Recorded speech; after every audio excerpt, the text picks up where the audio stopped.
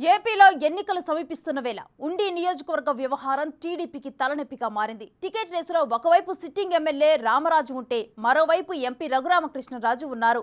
వీరిద్దరూ చాలదన్నట్లు మాజీ ఎమ్మెల్యే వేటుకూరి శివరామరాజు సైతం ఇండిపెండెంట్ గా బరిలోకి దిగుతారని ప్రచారం చేస్తున్నారు. మరి ఈసారి టికెట్ ఏ రాముడికి దక్కనుంది? చంద్రబాబు ఈ సమస్యకు ఎలా చెక్ పెట్టనున్నారు?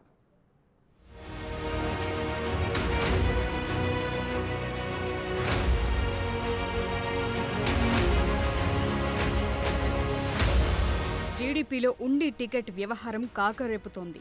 పొత్తులు ఖరారు కాకముందు వరకు ఒక లెక్క, ఆ తరువాత ఒక లెక్క అన్నట్టు మారింది పార్టీ వ్యవహారం. కూటమి ఏర్పాటుకు ముందు సిట్టింగ్లకు మళ్లీ ఛాన్స్ అని చంద్రబాబు పలు సందర్భాల్లో చెబుతూ వచ్చారు. కానీ జనసేన బీజేపీతో కలిసి కూటమిగా ఏర్పడిన తరువాత ఒక్కసారిగా సీన్ మారిపోయింది. చంద్రబాబుని ఇరకాటంలో పడేస్తోన్న సీట్లలో ఉండి నియోజకవర్గం ముందు వరుసలో ఉంది. పేరుకు త్రిముఖ పోటీలాగా కనబడుతున్న అసలు పోటీ మాత్రం ఆ ఇద్దరి మధ్య అని నియోజకవర్గంలో నేతలు చర్చించుకుంటున్నారు.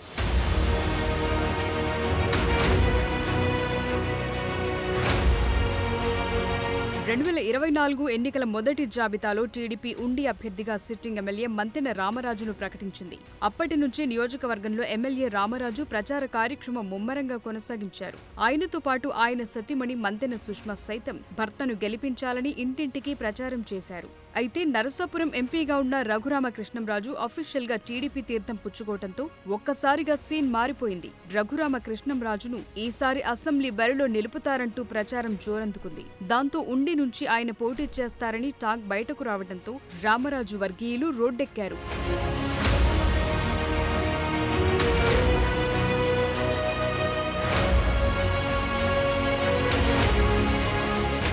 నియోజకవర్గ ఎమ్మెల్యే రామరాజుకు సీటు మార్పు తప్పదని సోషల్ మీడియాలో ఊహాగానాలు జోరుగా వినిపిస్తున్నాయి. దాంతో తమ నాయకుడికి సీటు కొనసాగించాలి అంటూ రామరాజు అనుచరులు భారీ నిరసనలు చేసి ఆమరణ నిరాహార దీక్షకు కూడా దిగారు. పార్టీకి రాజీనామా చేసేందుకు కూడా సిద్ధమని ప్రకటించారు. ఆ తరువాత చంద్రబాబుతో ఒకసారి, హైదరాబాద్లో మరొకసారి భేటీ అయినప్పటికీ సీట్ పంచాయతీ మాత్రం తేలటం లేదు. ఇక రీసెంట్ గానే అమలాపురంలో ఉండి నియోజకవర్గ కార్యకర్తలతో చంద్రబాబు సమావేశమయ్యారు. 2 రోజుల్లో నిర్ణయాన్ని ప్రకటిస్తానని, ఉండి సమస్యను తనకు వదిలేయాలని నేతలకు చంద్రబాబు దిశానిర్దేశం చేశారు. ఒక ప్రత్యేక పరిస్థితుల్లో నేతలను పిలవాల్సి వచ్చిందని టీడీపీ అధినేత వ్యాఖ్యానించారు. రామరాజుపై ప్రత్యేక అభిమానముందని, రామరాజుకు ఏ విధంగా న్యాయం చేయాలని కొట్టుమిట్టాడుతున్నామని బాబు తెలిపారు. అలానే రఘురామకృష్ణంరాజుకు కూడా ఏం న్యాయం చేయాలని చూస్తున్నామని అన్నారు.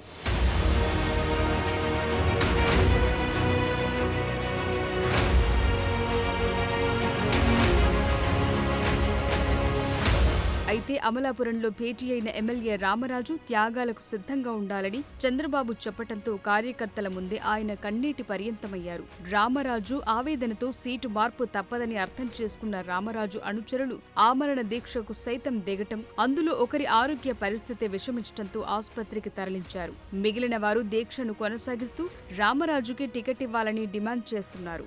ఇంత జరుగుతున్న ఎంపీ రఘురామకృష్ణంరాజు తనకేమీ పట్టనట్టు తన పని తాను చూసుకుంటున్నారు. కానీ మధ్యలో తాను ఉన్నానంటూ పొలిటికల్ విమర్శలు చేస్తూ హీట్ పుట్టిస్తున్నారు. బెట్టింగ్ రాయుళ్ల దీక్షలను ఎవరూ పట్టించుకోరని, ఉండిలో కార్యకర్తలు క్రమశిక్షణగా ఉంటారని పొలిటికల్ విమర్శలు చేశారు. ఎమ్మెల్యే రామరాజు సైతం ఘాటుగా స్పందించారు. కార్యకర్తలను విమర్శిస్తే చూస్తూ ఊరుకోరని, పార్టీ మీద అభిమానంతో దీక్షలు చేస్తుంటే విమర్శలు చేయటం కరెక్ట్ కాదంటూ ఘాటుగా స్పందించారు. ఆమరణ నిరాహార దీక్ష చేస్తూ ఉన్నారో ఆయన జిల్లా కార్యవర్గ సభ్యులుగా పనిచేస్తూ ఉన్నారు ప్రస్తుతానికి. అదేవిధంగా వెనుకబడినటువంటి బీసీలకు సంబంధించి ఒక నాయకుడైన, అదేవిధంగా ఏదైతే శ్రీనివాస్ గారు కానీ అక్కడ ఆమరణ నిరాహార దీక్ష చేస్తున్నటువంటి హరినాయుడు గారు కానీ వీరందరూ కూడా తెలుగుదేశం పార్టీకి సానుభూతి పరులు. ముఖ్యంగా వారికి ఏదైతే నాయకుడు సంబంధించి 3 పర్యాయములు ఏదైతే సీట్ ఇచ్చామని చెప్పి తెలిసిన తర్వాత ఇప్పుడు వచ్చినటువంటి సామాజిక మాధ్యమాల్లో వచ్చినటువంటి దానికోసం వారు నిరసన కార్యక్రమం చేస్తూ ఉన్నారు. ఏదైతే చేసినటువంటి శ్రీనివాస్ గారు ఉన్నారో, గ్రామం మాదేపట్నం అంటే పెద్ద గ్రామం, మా ప్రాంతంలో తెలుగుదేశానికి ఆయుపట్టు గ్రామం. ఆ గ్రామానికి సర్పంచ్గా కానీ ఎంపీటీసీగా కానీ తెలుగుదేశం పార్టీకి సుమారుగా పార్టీలో ఉన్నటువంటి తెలుగుదేశం పార్టీ మండల పార్టీ అధ్యక్షులు కానీ పనిచేసినటువంటి వ్యక్తులు. అటువంటి మాటలు మాట్లాడడం ఒక ఆలోచన విధానంలో అది కరెక్ట్ కాదని చెప్పి నేను తీవ్రంగా ఖండిస్తూ ఉన్నాం. ఏదన్నా ఉండేటువంటి మాటలు వెనక్కి తీసుకోవాలా.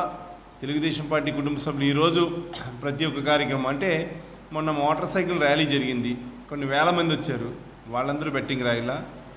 అదేవిధంగా మొన్న ఎన్డీ గార్డెన్స్కి వచ్చి అందరూ కూడా ఆత్మీయ సమ్మేళన కార్యక్రమం చేయడం జరిగింది.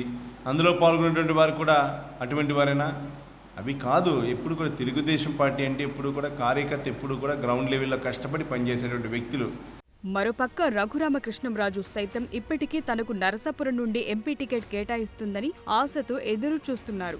రామరాజు వైసీపీ నేతలతో టచ్లో ఉన్నారని ఇండైరెక్ట్ గా వ్యాఖ్యానించడం కూడా కొత్త వివాదానికి తెరలేపుతోంది. వైసీపీలోకి ఆహ్వానిస్తాం, కానీ టికెట్ ఇవ్వమని వారు చెప్పడంతో సైలెంట్ గా ఉన్నారని విమర్శలు చేశారు. ఒకవేళ ఎంపీ సీట్ రాకపోతే ఏది ఏమైనా సరే ప్రజాక్షేత్రంలో ఉండి పోటీ చేస్తానని కుండబద్దలు కొట్టినట్లు చెప్తున్నారు. యువజన శ్రామిక రైతు కాంగ్రెస్తో మాట్లాడుకుంటూ తెలిసిందే కదా అందరికీ. మళ్ళీ ఇక్కడ ఆ క్రమంలో పార్టీని అలర్ట్ చేయటం అనేది కరెక్ట్ కాదు. పార్టీ తీసుకునే నిర్ణయం బ్రాడర్ స్టేట్ లెవెల్ ఇంట్రెస్ట్లో తీసుకుంటుంది. గ్యాంబ్లర్స్ ఇంట్రెస్ట్ ఒకటే కాదు, అన్నీ చూసుకుంటూ కిందకు వస్తే ఒకే గ్యాంబ్లర్ని కూడా చూసుకోవచ్చు, ఇబ్బంది లేదు.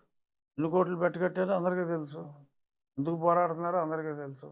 కానీ పార్టీని విమర్శించటం, నన్ను వ్యక్తిగతంగా విమర్శించడం అనేది మంచి పద్ధతి కాదు.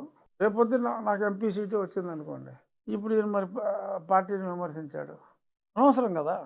వీరిద్దరి పోరుతోనే తలపట్టుకుంటున్న చంద్రబాబుకు మాజీ ఎమ్మెల్యే వేటుకూరి వెంకట శివరామరాజు కూడా మరో ఇబ్బందిలా మారారు. 20 సంవత్సరాలు కష్టపడి టీడీపీ కంచుకోటలో క్యాడర్ను బలోపేతం చేసిన తనను ఉద్దేశపూర్వకంగా పక్కన పెట్టారని ఆయన ఆరోపిస్తున్నారు. తానేంటూ నిరూపించుకుంటాను అంటూ స్వతంత్ర అభ్యర్థిగా ఉండి బరిలో పోటీ చేసి విజయం సాధిస్తానని ప్రచారం చేస్తున్నారు.